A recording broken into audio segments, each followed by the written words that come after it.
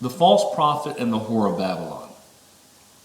The whore of Babylon is actually the easiest of all the entities to nail down. Everybody can see it's the city of seven hills. We know that's Rome. We see scarlet and purple. We know those are the colors of the Catholic Church. The Monsignor and the bishops wear purple, and the cardinals wear scarlet.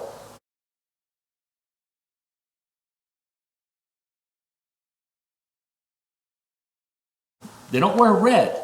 You would think they would say it's red, but they don't. They say it's scarlet, just to make sure that there's no question. They line up with Revelation 17 that they are, in fact, the whore.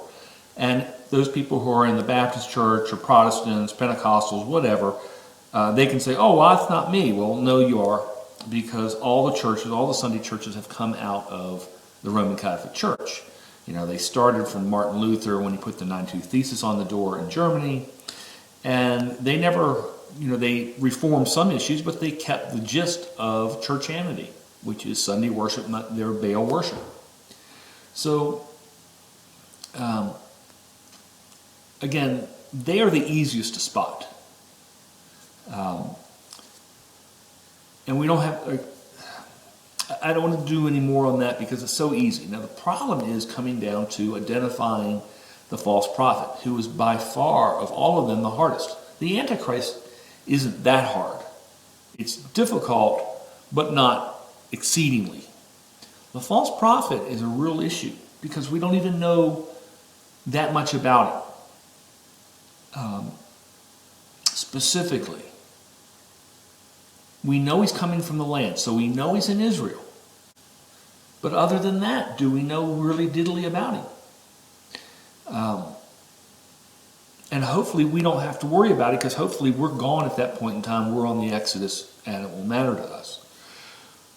But there's a few things about him that are interesting. So let's kind of walk through them. One, again, he's coming from the land, so that's not a problem. We can get that. But in verse 15, it was given power to give breath to the image of the first beast. Now, which is the Antichrist. Now, the Antichrist comes up from the pit. It is possessing a body. Now, my belief, and this is nothing more than my belief, is that the Antichrist, the abomination of desolation, will be the Antichrist sacrificing himself, cutting his own throat to die on the altar. And 4 days later, rising up, which, if he goes down on the desolation, which we have from Daniel 12, that should be 4 days prior to Passover, and then rising on Passover. See how he does it just a little bit different? The Messiah died on Passover and went forward. He's going to die earlier and try to rise on Passover. Again, this is my opinion. But the interesting thing is, and again, the Antichrist comes up from the pit. He's just using a body. But in Revelation 15, giving breath to the image. So it seems to me, as I'm reading this, that the false prophet is the one who is trying to give we don't have ruach because it's not a Hebrew translation for the New Testament. It's out of Greek. The word is actually, what is that? Pneuma, which we would think of like pneumonia, the beginning of pneumonia. The wind, breath, or spirit. So what we would try to translate as the ruach. He's trying to give the breath of life to this being. And that kind of narrows the focus a little bit. While we know he's coming from the land, which would be Israel, if they do that sacrifice, the abomination, if they do the morning and the evening, if they're doing it on the Temple Mount, you would have the imam, basically like the pastor or the ruler of the Temple Mount. He would be available to come out there and try to do something on that. His name is Muhammad Ahmad Hussein. Ahmad Hussein. He may very well be the one but we don't know that. But he's going to be somebody from the land who's going to do this. Would that fit? Would that make sense to me? Sure, because he could then get the Muslims to support the Antichrist. You know, there are some Christians who are just going to recognize women. And again, even though we are told he would deceive, he's so powerful and knows so much, he would deceive even the elect. So I think the Christians are going to fall in line.